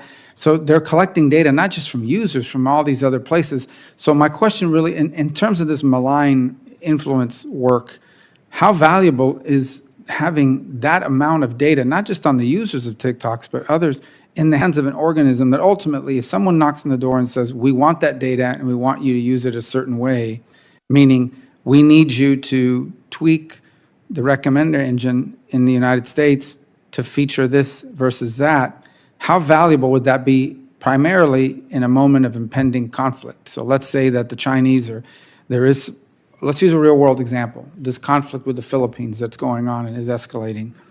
And they decided that they wanted to turn that data to get people to pressure public opinion in the United States against support for the Philippines. How valuable is that data? I mean, is there anything comparable in the hands of any government in the world that's able to unleash this social engineering mechanism against a potential adversary? The scenario you describe is the type that we think a lot about, and it's absolutely terrifying, because I think that it is possible and it's conceivable that in the event of a conflict, an intense conflict with China, they would deploy those algorithms in ways that would seek to undermine our resolve. Absolutely. I am not aware of any other comparable set of data, and in particular, what is arresting is in the last several years, China's adopt data security legislation that is designed to ingest all of the world's data as much as it can and not leak any of it out. China and Xi Jinping in particular is trying to create the largest repository of data in the world so that it is available for whatever purpose the CCP would like to use it for. We need to be alert to that. It's a one-way street. For those who are talking about older metaphors, maybe Hotel California. It's a little newer than Casablanca, but. I would just add to that is that I think what you described, Senator Rubio, it's not just about the intelligence law or the data collection law. It's about how the CCP operates. And the CCP operates like a mafia. And so even if it's not just about the law, but it's about whether they're going to do the same type of transnational repression tactics that Mr. Kohler's been talking about, they use against people, including tech executives in China, including their family. So even if a tech executive, like in all conscientiousness, would feel that including for profit reasons, it wasn't in their interest to activate this type of mechanism, the part of the concern is that the CCP would be able to apply a wide range of pressures, legal repercussions, familial repercussions against them in China to essentially potentially force their hand. And I think I think the flip side is like, how do we safeguard in terms of audits, how do we catch that this is happening? Because there's just so much opacity right now, particularly on this platform, but on the social media platforms generally, in terms of what is actually happening. What is the algorithm? Is the algorithm changing? Because we've seen how their moderation policies have also changed over time. Senator Rubio, thank you. Thanks for being here. I appreciate very much your testimony and what you're bringing to the conversation today. I want to just set a bit of a story of what's happening in Oklahoma. In 2018, my state legalized medical marijuana. In 2019, we had the largest amount of foreign land sales in the country the next year. And what we found are tens of thousands of acres that have been purchased by Chinese nationals in my state that they then have partnered with Mexican cartels to be able to grow marijuana in Oklahoma and then ship it all over the country. We have seen a proliferation of Chinese grow operations that's happened there. That has been a shock to the system. A lot of folks in rural Oklahoma of how many places that they can't drive down a rural road because there are folks standing there with ARs at the edge of a fence saying, hey, you're not allowed down this road anymore. It's been an enormous shift that has occurred. So saying all that on the criminal side of things on it, I engaged on this and have found several other folks that are watching Chinese purchases of agricultural land around the country and have seen 100,000 plus acre increase just in the last year of Chinese purchases of agricultural land around the nation. I have a bill now called the Soil Act, which just does the CFIUS process for foreign purchases of agricultural land that are currently exempt. You can do any foreign purchases of agricultural land, and you don't have to go through the CFIUS process you have to do for technology. We have a 10-mile barrier around our military bases. I'd like to extend that to 50-mile barrier, knowing that if you're 10 and a half miles away from a military base on a high hill, you're still looking right down into a military base and with a Chinese operation that's owned. So there's a lot of questions that we have about just the ownership of agricultural land in some of the Chinese criminal activity that's actually happening in the United States, facilitating partnerships with others. My question to you, have you seen this in other areas of the country? What would you recommend on agricultural land purchases in particular, and also the Chinese criminal organizations where it seems the Chinese government is looking away, fully aware of what's actually happening and the engagement of that, but looking away to increase a negative influence on Americans by their activities here? I can address the Chinese agricultural land piece. I would be in favor in particular of legislation that increases the capacity of USDA and other agencies to monitor sales. Right now, the reporting mechanisms that are in place have extremely weak enforcement and weak capacity behind them. So we don't actually have an accurate view, as far as I understand, of the picture of foreign land sales. And so for us to understand the scale and scope of any risk that might be there, we need to improve that. So that's one area that needs a lot of attention. Beyond just the military basing proximity issue, Xi Jinping in the last couple of years has declared food security to be of paramount interest to the CCP, because the CCP is highly dependent on foreign supplies of soybeans, wheat, other commodities as well, cooking oils.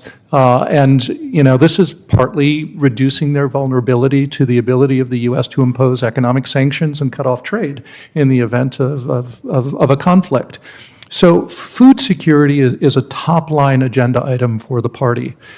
Various investment groups and Chinese conglomerates are responding to the market signal that the Communist Party sent and saying, okay, this is important to them. We're going to go out to the world, not just the United States, and begin acquiring the technologies and the know-how to enhance our ability to generate more productivity in our domestic agricultural sector. So it isn't just about SIGINT, with regard to military bases.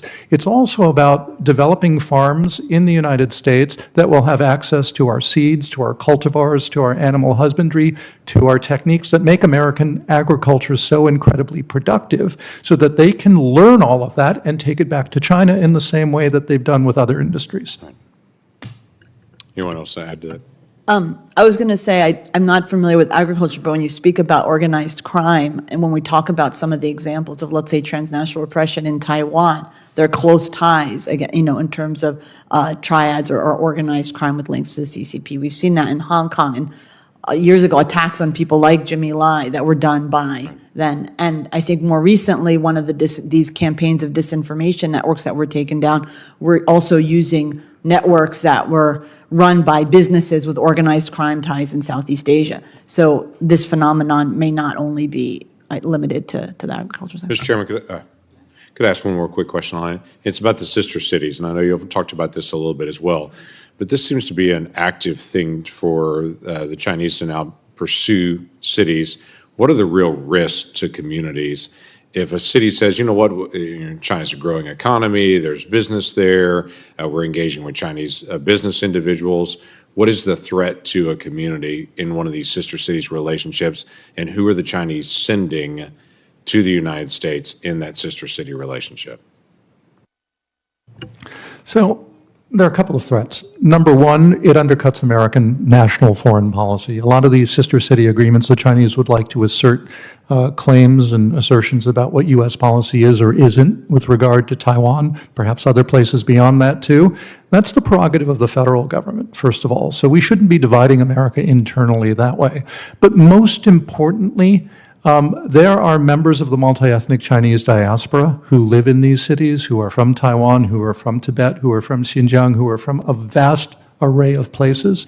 And inserting language that endorses PRC policy on issues with regard to territory and ethnicity in those sister city agreements is an insult to them, and it also makes them feel unsafe, because their communities suddenly are allying with a government that in many instances they've experienced oppression from personally.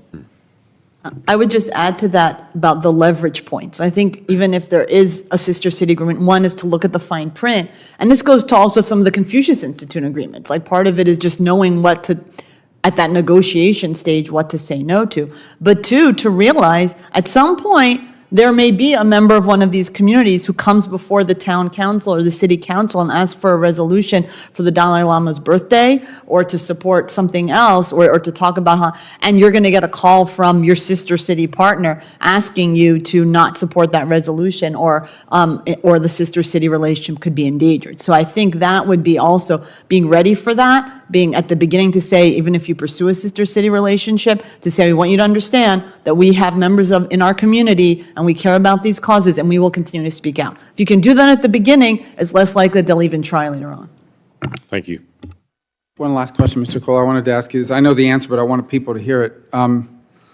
Let's suppose that someone acting as an agent on behalf of the Chinese Communist Party, but obviously won't declare themselves that way, picked up the phone and called a private investigator in any city in America and said, we are willing to pay you X amount of money to surveil, to collect as much information, create a pattern of life, gather as much information as you can about individual so-and-so, maybe a Chinese American who has spoken out against Chinese policies or a dissident who actually has been impacted by them and the like.